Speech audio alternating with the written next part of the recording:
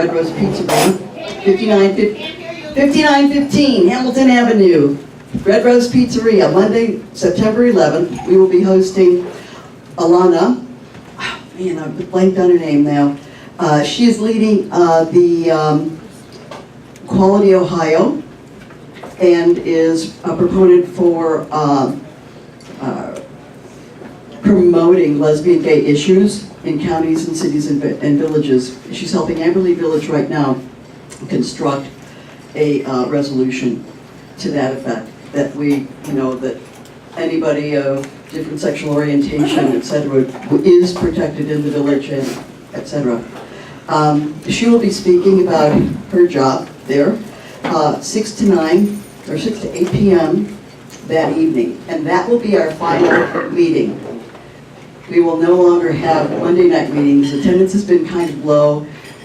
Mary's going to be sad about it, but it's not fair to Mary to do all that work for just 16 or 18 people. So this is the end of that program with Alana. But I just want to make that point. Also, I brought 2 more signs, no matter where you are, and I've ordered 50 more. So give me a call if you need them.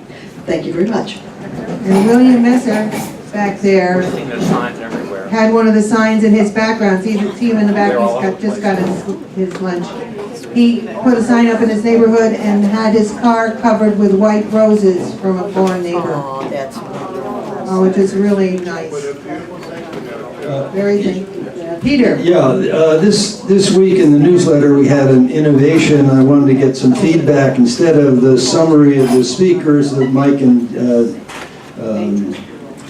Dick's presentations, we had a clip-on. I just wondered how many people actually use that. My own didn't work. I mean, Liz said she had no problem with hers, but I'm just curious if that innovation is a plus or a minus. Get some feedback. Any feedback on the newsletter? Anybody had trouble with it? Anybody was able to see it? Did anybody open it? I got it. Okay. Hold up your hand if you didn't turn in your blue ticket. Oh, Marlena, you know better. You're in big trouble.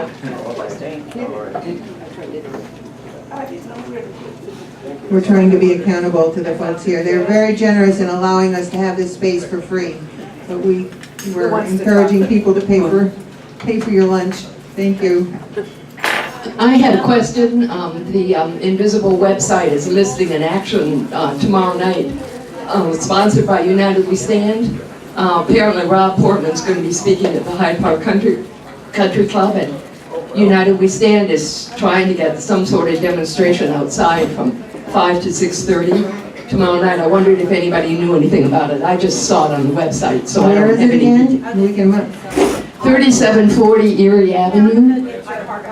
It's in Hyde Park, just outside the Hyde Park Country Club. Apparently Portman's speaking at, I don't know whether it's 7 or 6:30. He's going to be inside, and I guess United We Stand is doing something outside.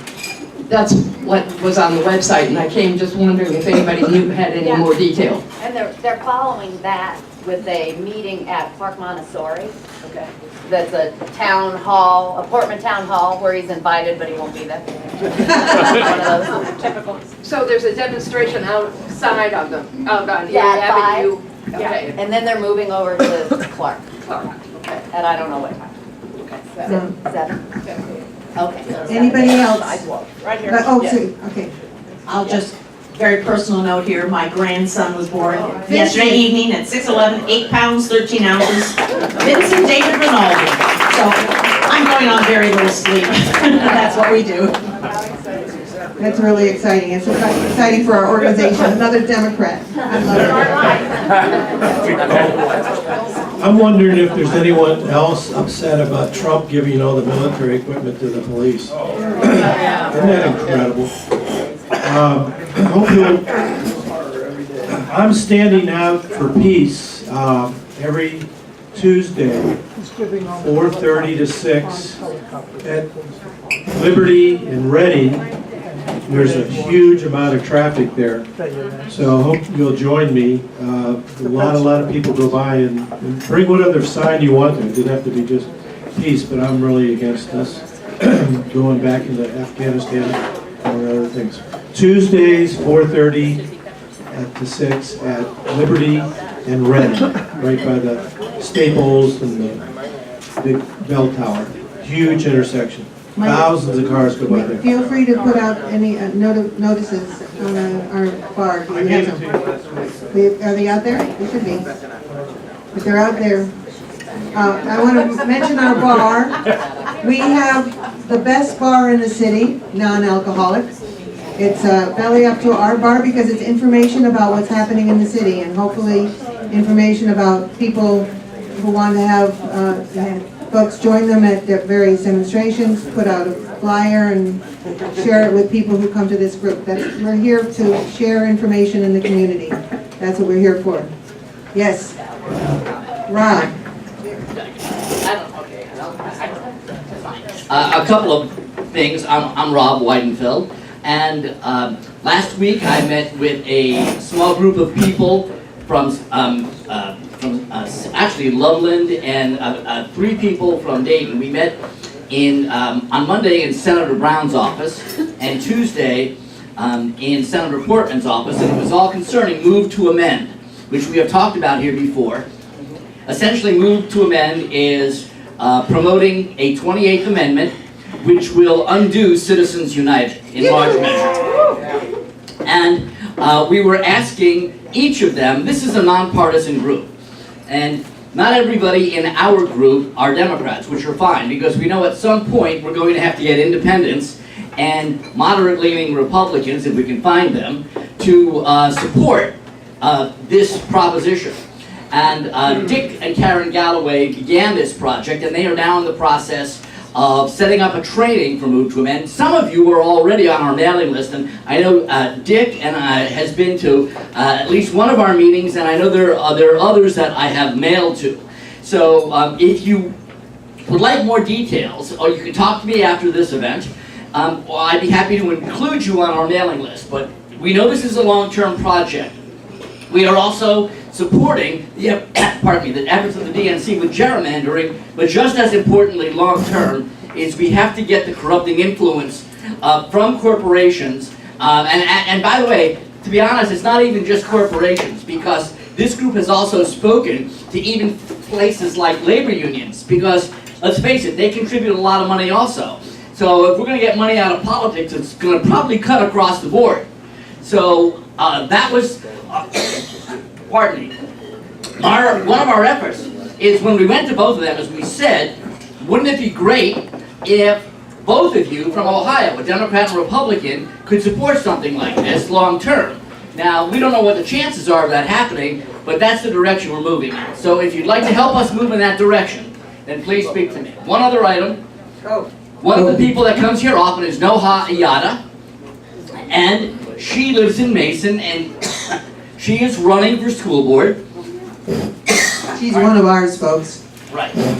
And she's often here, and she's a native of of Egypt, and she is now a citizen. She's lived in Mason for 6 years, has 3 children in Mason, and she is vying for one of 3 openings. There are actually 4 candidates for 3 openings.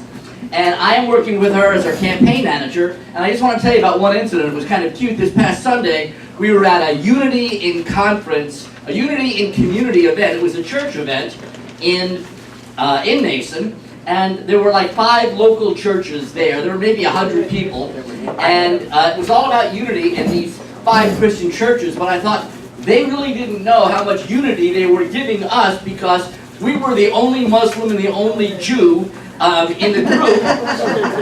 So it was more of unity than they even suspected. But they were very welcoming, and it was a lovely event. And if anyone would like more information on her campaign and how to help, or if you know people in Mason, please let me know. Thank you. Rob is from our Democrats in Claremont County. No, Warren. Warren County. I mean, we've got them coming in from everywhere. I love it. Moving to Loveland soon. Moving to Loveland soon. Dr. Laura, will you introduce yourself, please?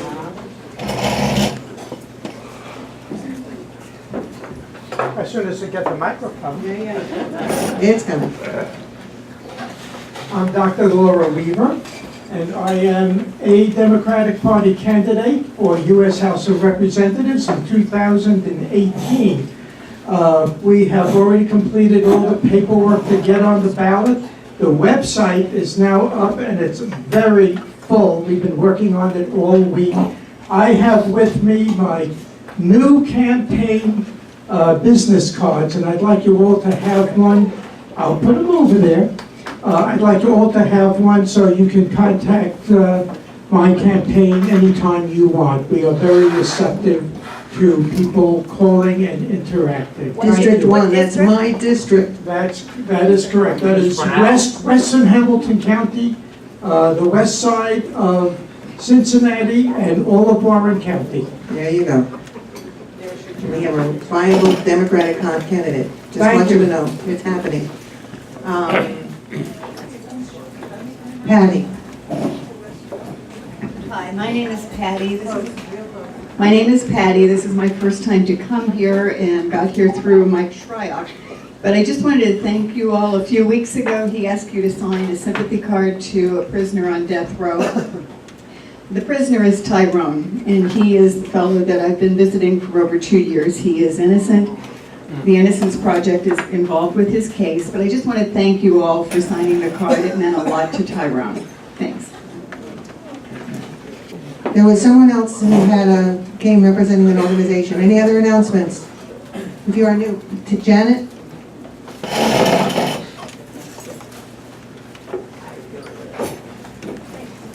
Hi, I'm Janet Allen Reed. I'm new. First time. Ding ding. Welcome. Thank you. And I just want to say. Real close, real close. Sorry. I just want to say I'm starting a new group along with Christy Woodworth and Steve Long. Sorry, forgot his name for a minute. And it's called SWORD, Southwestern Ohio Resource Depot. We're working on it now. It's going to be a resource depot for candidates, operatives, political operatives, to help train volunteers and people to work on campaigns now that we're getting so many candidates out for in the Democratic progressive area.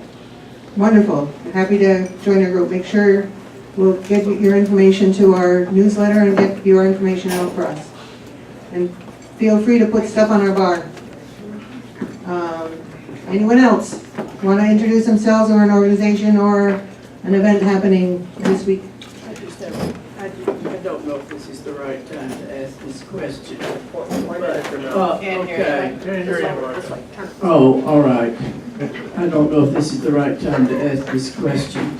I'm fairly new to this group, and I don't know whether there has ever been a speaker from our revolution or any of the Bernie Sanders campaigns. Are we interested in joining up? Joining Speak to Katie. in? Speak to Katie. Well, we feel very strongly that the group is the group, that we are a collective deciding force. And so that would be something that our group would decide at one time or another. So we'll have to plan that for an agenda item so that we could talk about that the next time. Sure. And we can have a speaker in January because we've got our speakers lined up through December. Right. And we're, for the group, we're in the process of deciding whether or not we should have meetings on Tuesday, the 26th of December, and Tuesday, January 2nd. Any feelings there? Yes. You want the meetings or no? Yes. Okay, how many people would actually come to a meeting if we had them on December 26th and January 2nd? How many would prefer to take a holiday? Go see family? I think we're evenly divided. Okay, so we're now into January and February getting speakers, so that's going on. And with that, I'm going to move to our speaker from today. Our speaker from today is Michelle Mueller, And she's a Cincinnati resident who has retired after 42 years working with Christ Hospital and healthcare. She was very moved by the Sandy Hook incident that happened, and she's going to tell us more about that and the group. And I think you can see that around the room there are lots of people who are part of this group and working on this effort to get guns out of the places where they shouldn't be. So without further ado, here is Michelle Mueller. Thank you so much.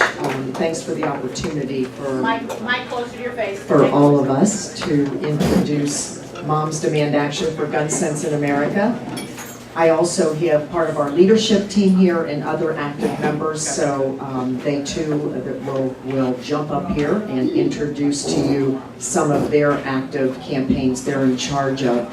And hopefully today what we can do, again, is bring a little gun sense. And I don't think that'll be too difficult to convince maybe all of you.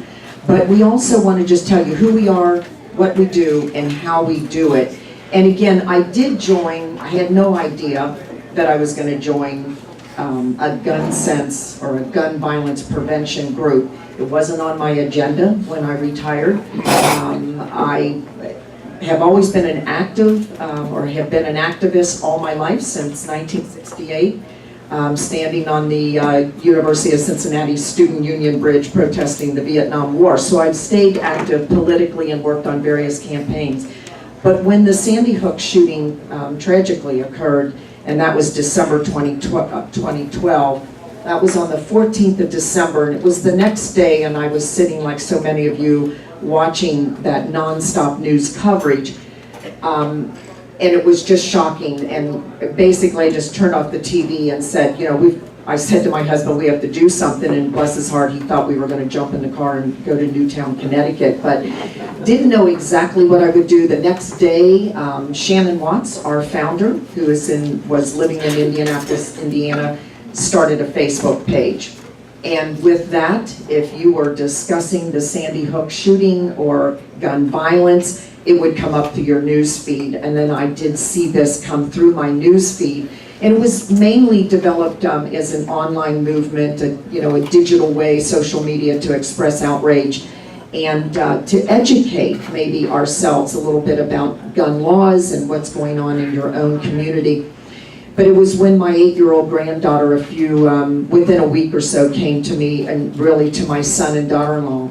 She was 8 then, and she said, Grandma, was that a war that they had in their school? And because they were shooting all the children and everybody. So she was frightened to go back to school after the Christmas vacation. That's when we, so many of us, joined Moms Demand Action. It was the moment, Sandy Hook, we call it the moment that made our hearts bleed. And that is when I joined, and so many others. This is who we are as an organization. We are a grassroots, we are a nonpartisan grassroots movement of moms, dads, aunts, uncles, brothers and sisters. It was fueled by moms originally, and that's why we kept, Shannon Watts kept the title Moms Demand Action. So we advocate for stronger laws and policies to reduce gun violence and save lives, ultimately. And again, we are nonpartisan. We respect the Second Amendment, but we also believe that protecting our people in the community, our families, our children, from gun violence, they're not mutually exclusive. What we believe is that you can support the Second Amendment. What we support on the Second Amendment is responsible gun ownership.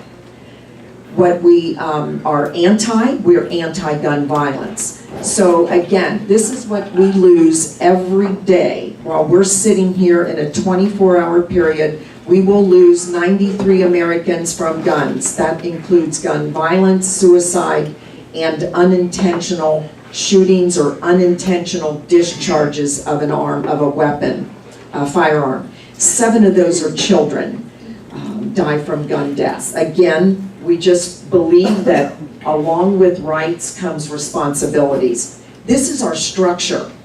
We started, or Mayors Against Illegal Guns started in 2006 by former Mayor Michael Bloomberg and former Boston Mayor Tom Menino.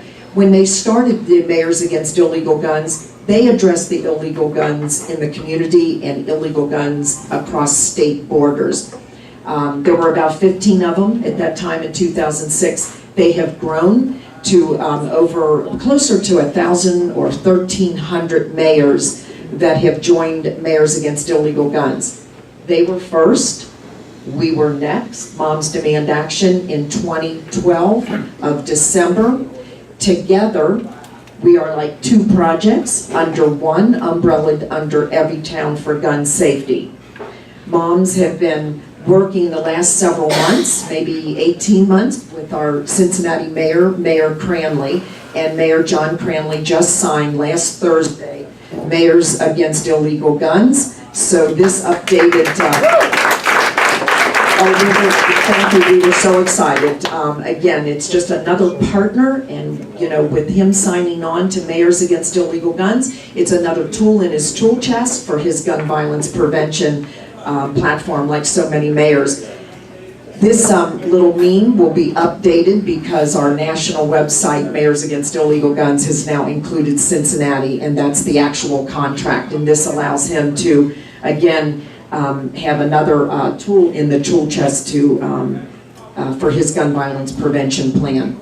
Mom's goals are pretty simple. Our number one goal is comprehensive background checks for all gun sales, and that means closing the loopholes in all gun sales online, at gun shows, and private gun sales. And that means from unlicensed dealers that don't provide background checks. If you buy a gun from a licensed dealer, you will be required to have a background check.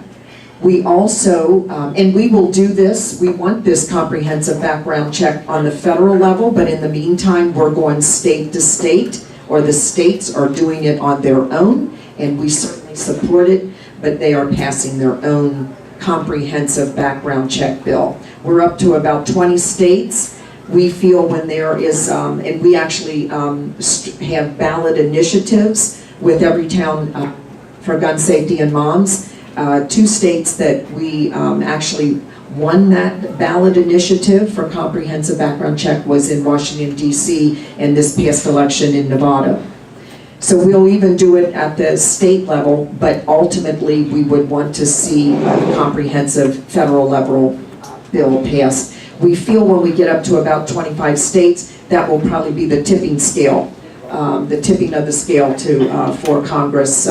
Maybe a little pressure on them to look at the precedent set in the state, at the state level. Our Be Smart program is our gun safety program.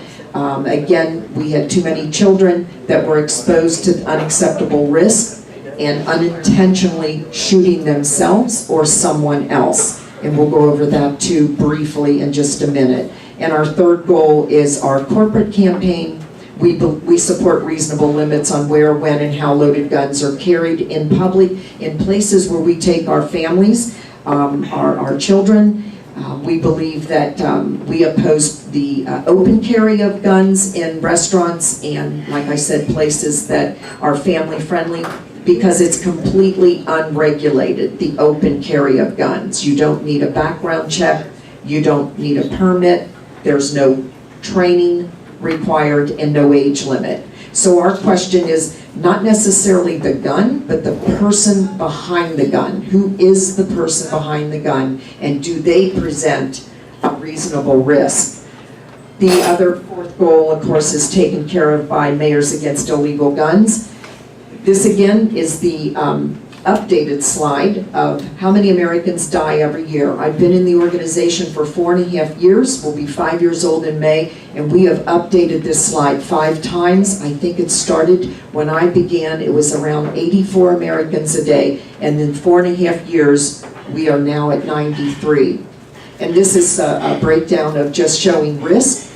If you live in America, you have a 25 times the average risk of being shot. or injured by a gun. 93 Americans die a day, and twice as many a day are injured. Okay.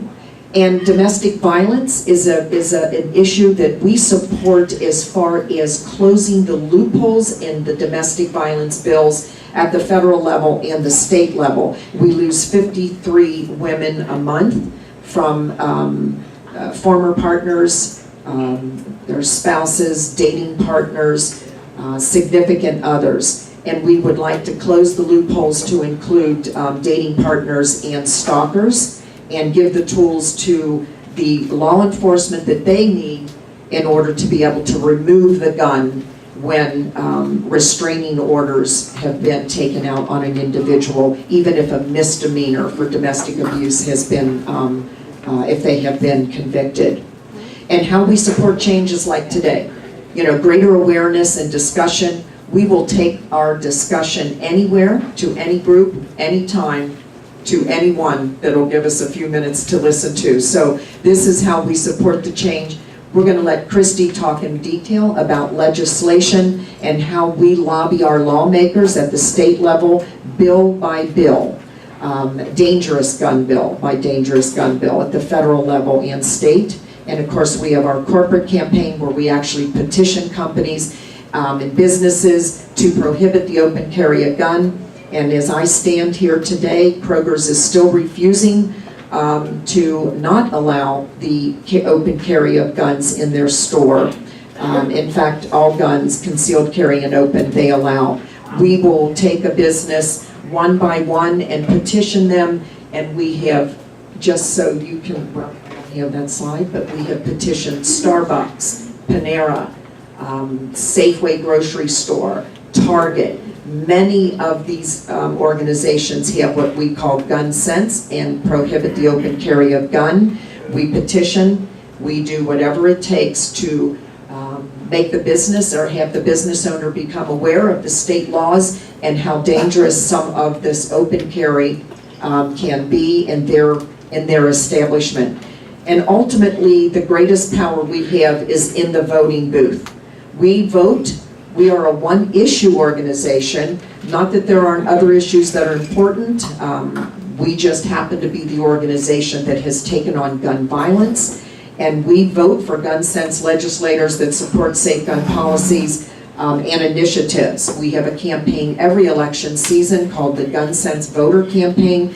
And we let our members know which candidates support safe gun safety initiatives. We can't endorse every one of those candidates. The last candidate we did endorse officially was Hillary Clinton in the 2016 election because she actually was running on a gun violence prevention platform. But we will certainly educate our members what, from the local level all the way to the federal level, which candidates have gun sense. And with that, I would like to show you a little bit about our wins over the last, and this has just been since January of 2017. We call it Momentum. You can see state to state, our Moms Demand Action members in South Carolina actually joined their state assembly without passing any anti-gun violence bills. 2,000 gun bills have been introduced this year so far at the state level and at the federal level. The majority of them are at the state level. So even Texas defeated dismantling the license to carry safety provisions. Oklahoma defeated permitless carry. And permitless carry is ultimately the NRA's dream. And I'll let Christy talk to you about Ohio. We are facing what's called the NRA trifecta. They have introduced and passed in committee several of, or one of the three bills. They are trying to pass permitless, which again would require no permit, no license for concealed carry. They have introduced HB 233 as Guns Everywhere and Stand Your Ground. And we will go toe-to-toe with every hearing they have. We oppose, we testify against these dangerous bills. But again, when you have 2,000 bills across the nation, our moms and other gun violence prevention groups are pretty busy. We pretty much live in the Capitol. But for right now, I'd like to introduce Christine Woodworth, and she is our legislative lead, and she's going to go over just a few of the bills here that are happening right now that are dangerous. Thanks, Michelle. I came to the gun violence prevention movement the year before Sandy Hook, when several of my friends in Tucson were first responders at the scene of the Tucson shooting at Gabby Giffords. So that was about a year before Sandy Hook. So I was really excited when I saw the Moms Demand Action group come together after that, because I needed a place and a group and some people to do this work with. So Ohio law, as Michelle mentioned, as you saw in Charlottesville, Virginia, that's what open carry looks like.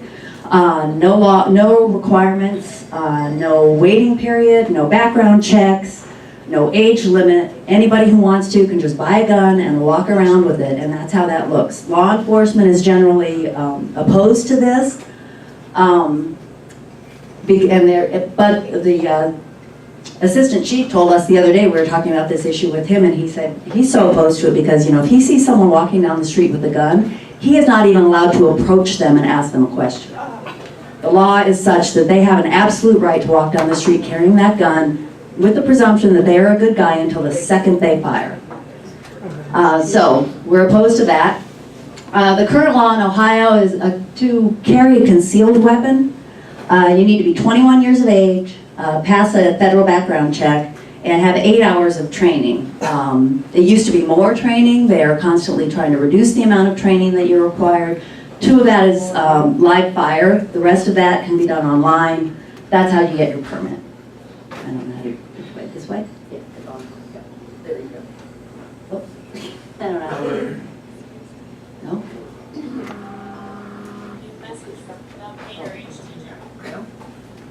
There, is that it? Okay.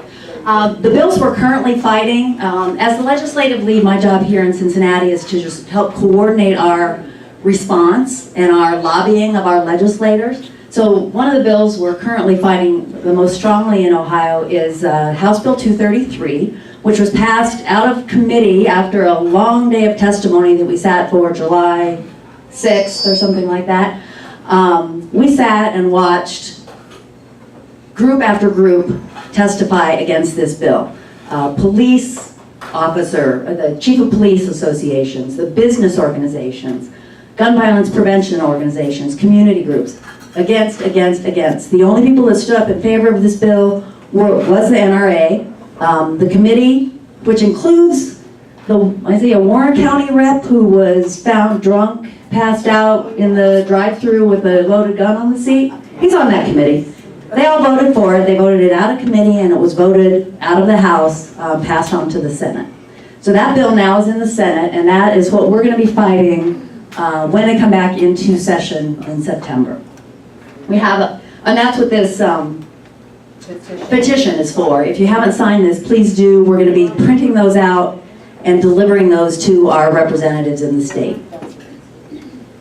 Basically what this bill is, we call it the Guns Everywhere bill. It allows people to carry a hidden loaded gun into any business, even if that business has posted a sign that says they don't allow guns into that business.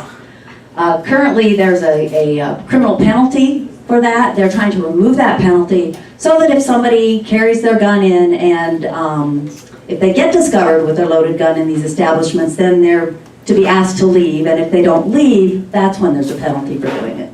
A lot of crazy testimony on this, lots of responsible gun owners saying, well, I carry my gun everywhere, so it's just hard to remember when I have it. That seems responsible. So we think Ohioans should see this bill for what it is. It's a violation of private property rights. It's dangerous. It will allow guns into schools, daycares, hospitals, lots of places where the people running those establishments don't believe that guns belong.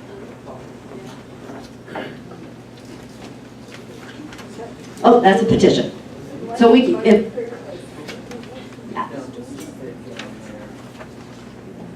as Michelle mentioned, there are a couple of other bills that are the other 2 parts of the NRA trifecta. These bills are in the House.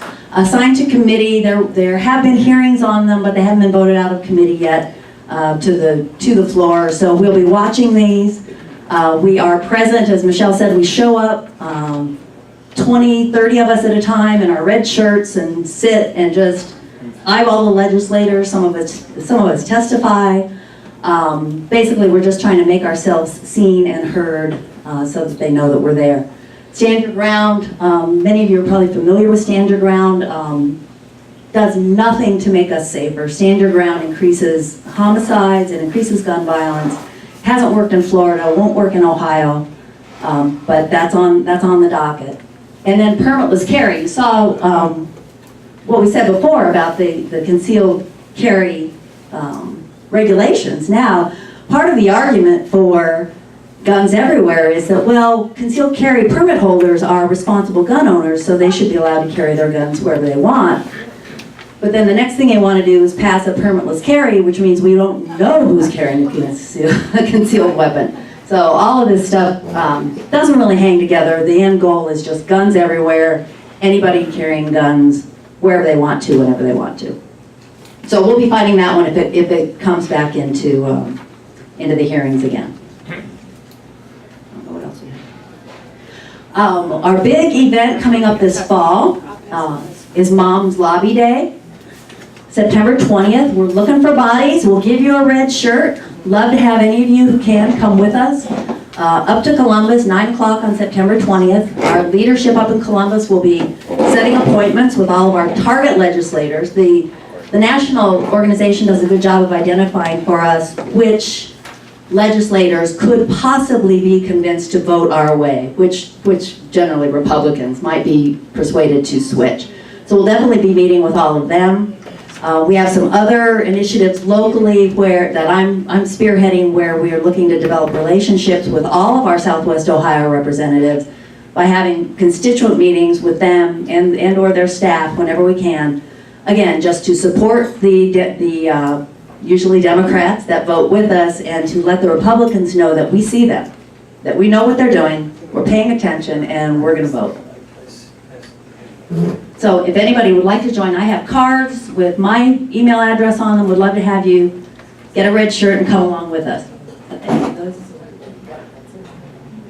Okay.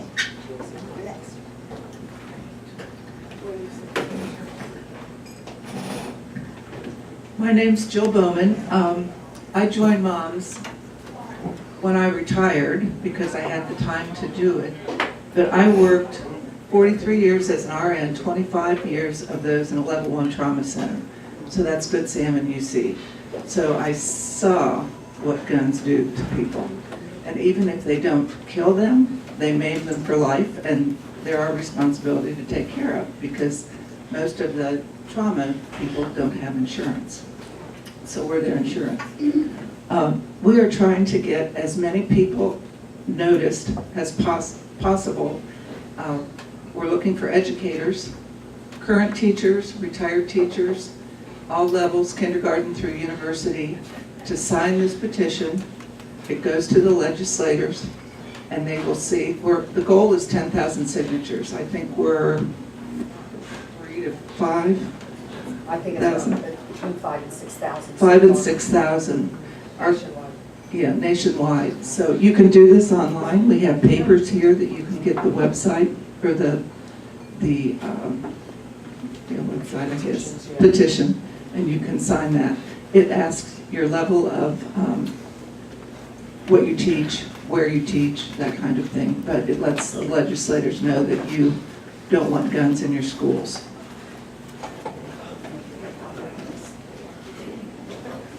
The next thing, my position in Moms is community outreach, which means I go anywhere I can and talk about moms. Moms started in the suburbs of Indianapolis. Most of the gun violence isn't in the suburbs with faces like mine. Most of the violence is in the inner city. And Moms has evolved over the years, realizing that we need to be in the inner city. Within the last year, we have just grown exponentially, getting into the inner city. We have partnered with the community advocates down in the inner city. They invite us to their events. They have peace parades. You can see the children marching with the police. I've never seen such a good relationship with the community and the police down there as we did that day. There's another event, September 9th in Burnett Woods. It's Mothers Against Gun Violence. Cincinnati has their own group. These are moms that go to the hot spots where the shootings have occurred and cool tempers down. And the community advocates are there also. They're there in their blue shirts. They're going to switch to orange soon, but they are out in the streets. They know the streets, they know the people, and they diffuse hot situations.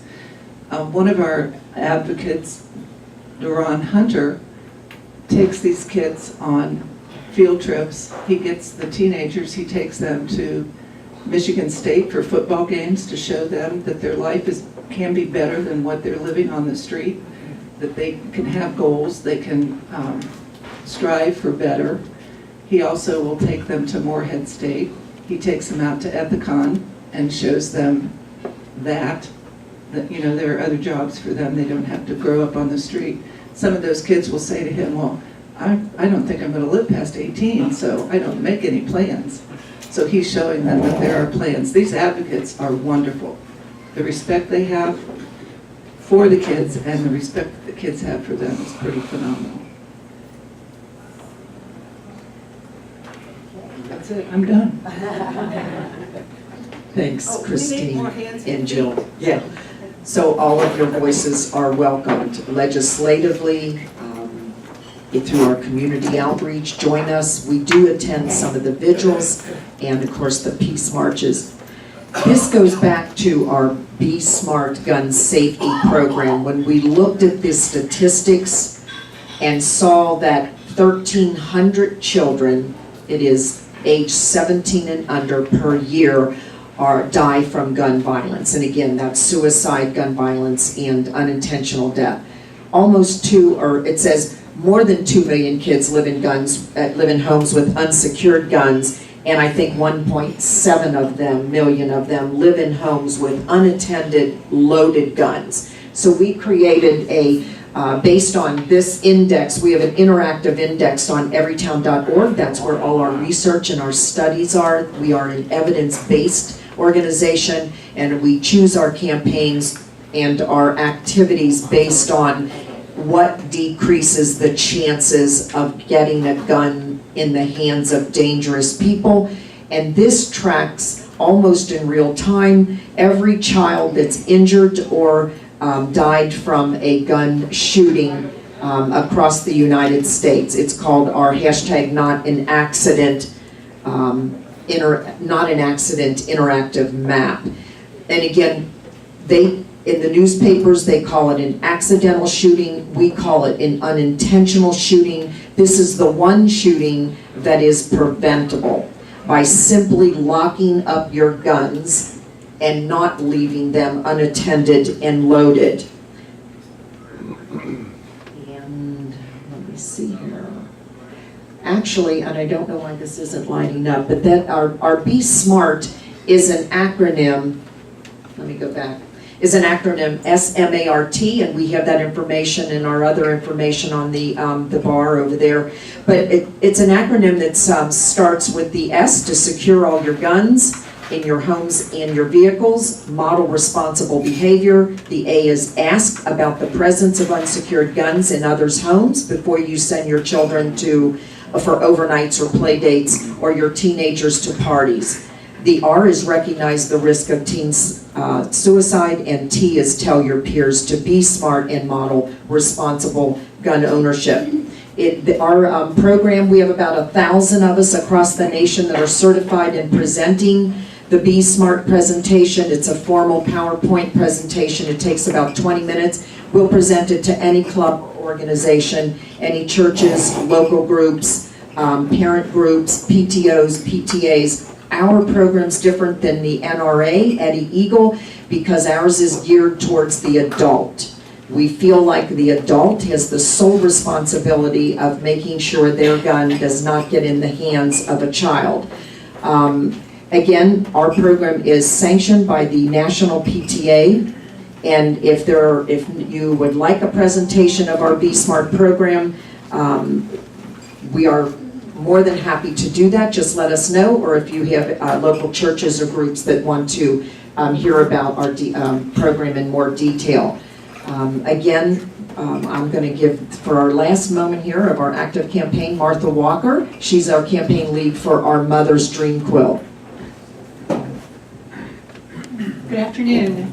I became involved with the Mother's Dream Quilt because it's a visual representation of the work and the goals of Moms Demand Action for Gun Sense. And these quilts are made by various cities and groups in the United States, and then they're on public display to raise consciousness about gun violence and the need for more gun safety and the work that we're doing, which we've already talked about. We've started one which will be the first in Ohio, and each square in the quilt represents a survivor of gunshot, a victim, or someone who is working like us to reduce gun violence. We're working with the Victims Advocacy Group downtown, which Jill mentioned, so that we can have, we think that our quilt is enriched by people's personal stories, and once it's completed, it will go on public display in places like the library and also online, so that when you click on each of the squares, you can read the story and the dream of the person who created it. If you would like to produce a quilt square in memory of someone or in honor of someone who survived gunshot, you're welcome to see me afterwards, or I can give you my email or whatever. We're open to all the possibilities. Thank you. Well, that's Gun Sense in America in a nutshell, and what we do and how we do it. You are welcome to join our movement by simply texting JOIN to 64433. Thank you again so much. I want to just mention one thing. We have this action items on the tables. We are happy to email this to you. It'll be a lot easier as far as then you will obtain the active hyperlinks instead of having to type all of it in. We're happy to do that. If you sign up on any of our sheets, we can send that to you. But again, thank you so much. We really appreciate the opportunity to introduce you to the local chapter of Cincinnati Moms Demand Action. We are nationwide in every chapter, and there's a 3.4 million of us members and supporters, so thank you.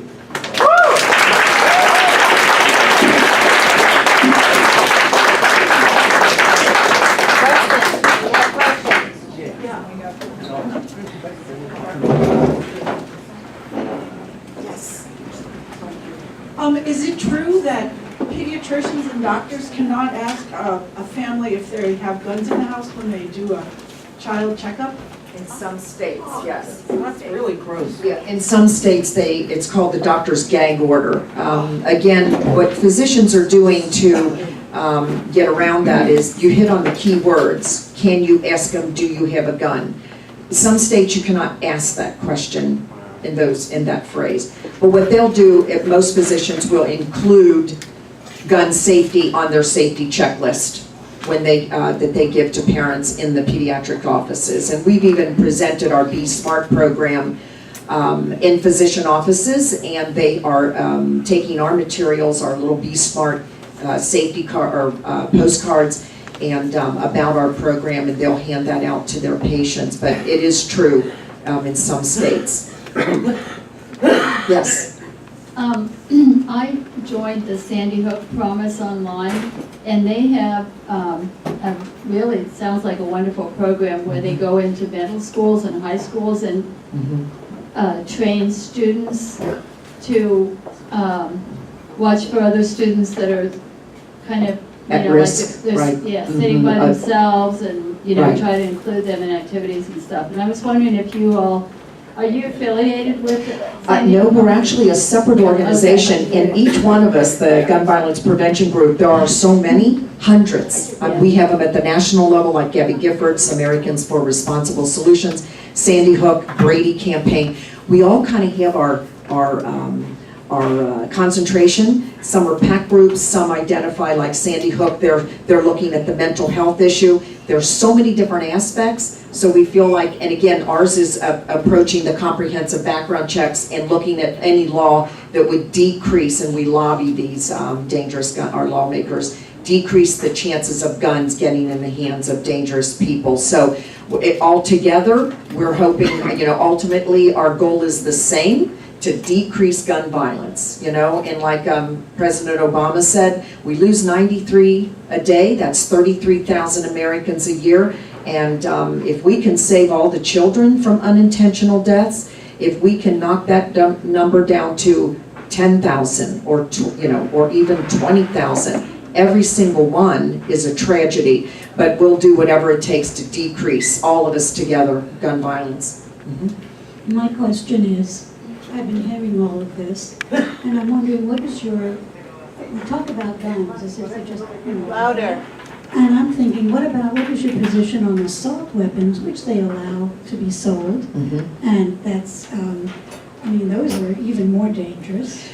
What is your position? And they are, that's a very dangerous firearm. Again, every organization has their sort of objective, and there are other organizations we know that are approaching that piece. We even believe in Congress, some of our lawmakers will take that on. As far as our position, we are evidence-based. Everything we challenge or oppose or support, it's based on data. And believe it or not, the majority of the gun violence is not done by an assault weapon. It does get the most attention because it does exactly what it's designed to do, and that is massive body loss and death in one, swoop. So again, based on the evidence, again, not that we support it, we're going to let others take on that issue. And here, Jill. One thing along those same lines. Closer your mouth. If you oppose a certain weapon, the manufacturers will alter it immediately. So what you're putting out there it doesn't work. So somebody was saying something about we should say something about bullet. We're over here next, and then I'll come back over there. Yeah, that's so true about the assault weapon. We actually, when we first started, we had 10 missions and goals, and it's now knocked down to 4, and one of them was assault weapons. It was in there, it was one of the 10, and as soon as we started fighting against that, the manufacturers changed the specs, and therefore changes the description and the name of that weapon, and they were producing them as fast as we were trying to draw the argument. Hi, I'm curious. I can't imagine that there's a state legislature anywhere in the country that's more in need of this kind of movement than our own. Having said that, it makes me wonder about, has your organization tried to figure out how you're going to deal, it's tough enough state by state, but is there any movement to connect the federal government in this? And because you're going to be encountering states' rights issues and other kinds of things on top of everything else, how do you deal with that? No, absolutely. And when we tell you that there's 2,000 gun bills, dangerous gun bills introduced, 2 of them, actually maybe 3 or 4, but 2 of them are at the federal level. We absolutely march to DC and lobby our congressmen and testify. Federal reciprocity is a big one. So again, we have moms and members across this nation in every state. We do it at all levels, at the federal level and at the state level. Right now we have moms that are literally printing out from our digital link online that are opposing federal reciprocity. I even have cards here. It's the petition card we have. And they are printing those out as fast as their states and constituents are signing them and delivering them to our lawmakers on the Hill and in the in-home districts. So again, this is a huge fight across America federally for us. Our political affairs department at National in New York has identified 7 states that are considered that we could swing the vote. We are going to approach it at the Senate level, And these 7 states have senators that we've identified, like Senator Donnelly in Indiana, that is starting to talk some gun sense, starting to talk like we may have his vote against federal reciprocity.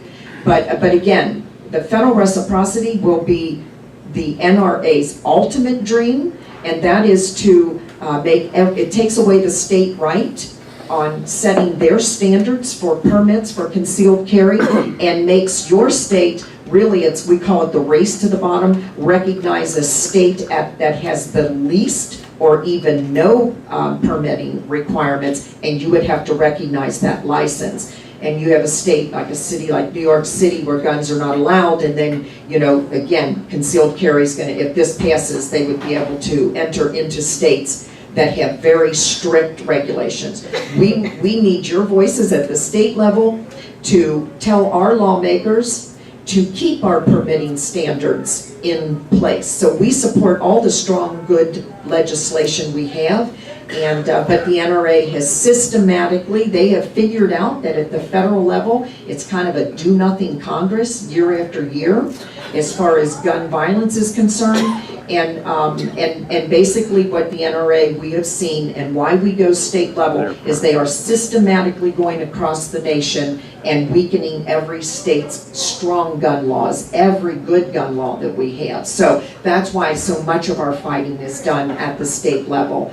But again, we have a chapter of Moms Demand Action in every state now, Hawaii and Alaska. In fact, 2 fathers are leading that state, and then we have local groups in every major city in each state.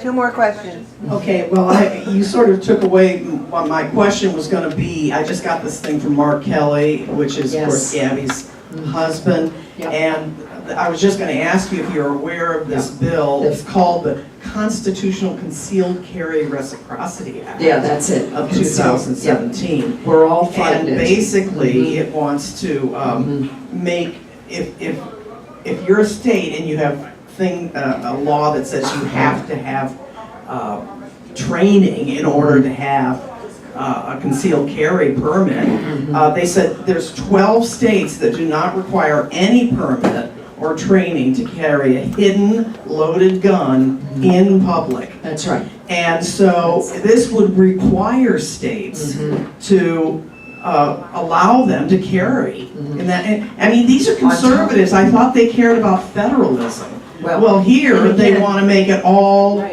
It's their dream, it's their constitutional right, and they feel that it's in itself is all that's necessary in order to carry a gun. So again, on top of that, hold on to your horses. On top of federal reciprocity at the federal level, they have introduced gun silencers. They want to regulate silencers again. So we are looking at cities like Cincinnati, who just in the law enforcement, they just announced last week, our city is very lucky to have this technology now called Shot Spotter, which will identify the minute a gun is fired in some of the high crime areas of our city, and that will allow the first responders, law enforcement, to be able to respond exactly where it's coming from and hopefully decrease the damage and save lives. 90 cities have this technology, and that's based on noise. Okay, these are sensors, and we have our federal government in Congress and at the Senate introducing gun silencers. So we are fighting that one too. We believe that most of these bills at the federal level will pass very quickly in the House, and we tend to do this even at the state level. We will identify senators that are sometimes a little more reasonable, and we've had successes with in the past, and we will approach them and try to get them to flip their vote. And when we put that slide up about momentum and some of our wins, some of our moms have actually done that in town halls. They'll get right up and they'll say to the Republican or to the lawmaker that's standing there, how will you vote on federal reciprocity, and get them on record if we can right then and there. And that's educational for all those in the town hall for that particular issue and on gun silencers. So moms are showing up in their red shirt and Gabby Giffords and the other gun violence prevention groups, and we're letting them know that we know what's going on, and we're going to stand toe to toe. Last question. Yes. I heard a lecture once, how to avoid violence in the workplace, and they had very clear indications. They said people don't shoot anybody at work without saying ahead of time they're going to. They're usually loners, and they're usually more interested in crime than they should be. And they said, do you have any guidelines for people to do a background check to get a permit to buy a gun? It seems like if people do statistics on when people got ready to lose it, do you give any advice for that? Well, in a background check, any licensed dealer right now will look at their criminal record and their mental stability. Now, what happened with the and that check takes 90 seconds to do.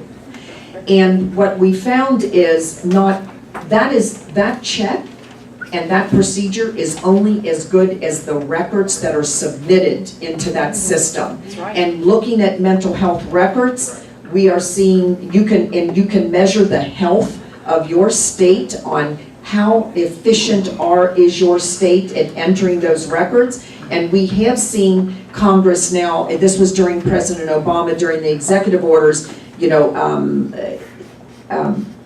increase the amount of money to help the clerical system of that state to state. And we saw, say, the health of, let's say, submission of records in one state, they did go up with a pretty good jump. So again, it's something that they're always working on, and you are correct. And there was the HIPAA issue and the privacy, and again, a physician does not have to detail what the person is suffering from. They can protect their records by simply saying that they have diagnosed this person as someone that should not carry a gun, period. Hello. Just a couple things. First of all, thank you so much for what you do.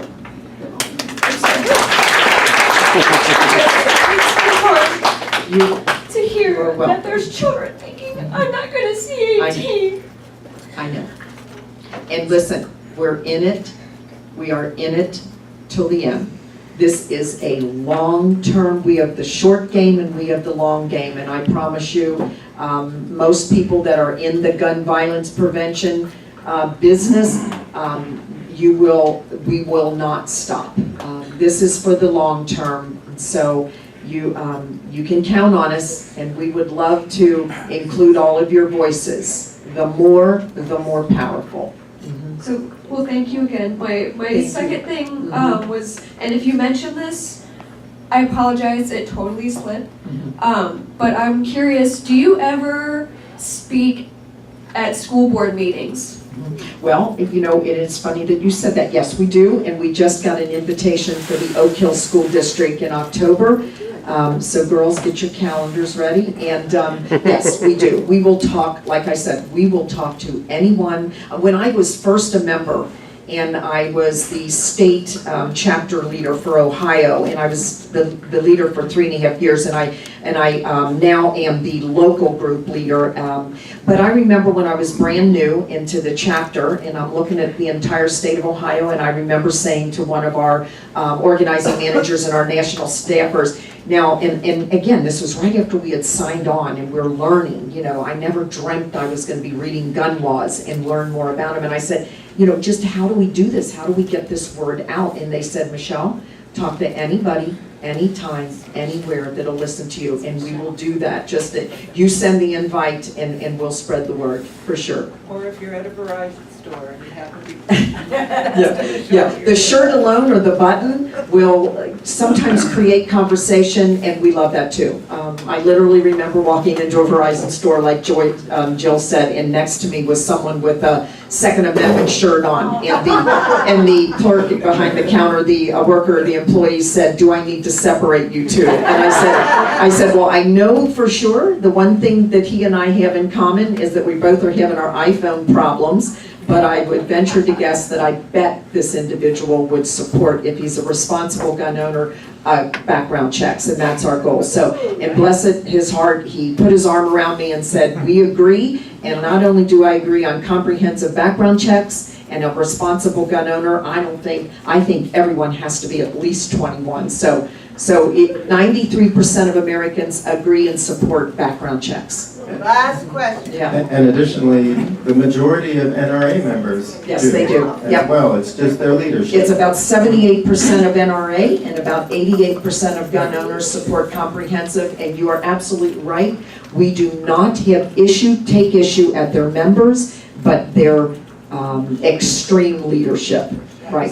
So I just want to say you're an incredibly impressive group, and I think we're all appreciative that you came. I just wanted to find out how many people here are here for the first time today.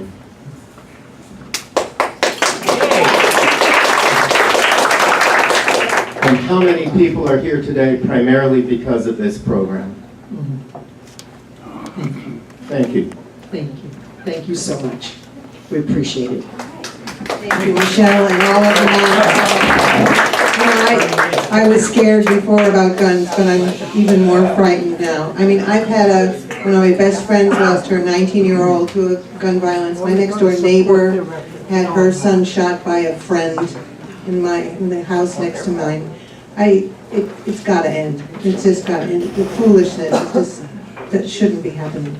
Thank you so much for coming, and thank you all for coming and being a great audience, and appreciative, and great questions. You guys are really good. I like that. I just want to mention that we have a number of good things coming up. Next week we have an explanation of the gun laws on marijuana. The week after that we have AVTEP Puraval.